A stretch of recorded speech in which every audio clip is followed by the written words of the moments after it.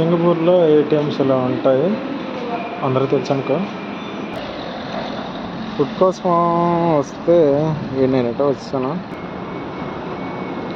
Parking చాలా నీట్గా క్లియర్గా పెడతారు, వేరే వెహికల్స్ వచ్చిన ఇబ్బంది పడకుండా. ఇక్కడ ఏం కావాలన్నా దొరుకుతాయి తినడానికి. ఆల్మోస్ట్ ఇక్కడ తినడానికి అన్ని రకాలు ఉన్నాయి, కానీ ఏం తినాలో అర్థం కావట్లేదు మన జీవితం. వాషింగ్ మిషన్లో ఇక్కడ ఇవన్నీ అమ్మడానికి కాదు, ఎవరైనా బట్టలు ఉతుక్కోవాలంటే అద్దెకి అనమాట. ఇక మనం ఇంట్లో అదే రూమ్లో ఉతుక్కోవడానికి లేకపోతే ఇక్కడ తీసుకొచ్చి మనం రెంటల్ పే చేసి బట్టలు ఉతుక్కోవచ్చు అనమాట. Washing machine rental. సింగపూర్లో గొడుగులు బాగా ఫేమస్, ఎందుకంటే ఎప్పుడు వాహనం పడతానే ఉంటుంది కాబట్టి.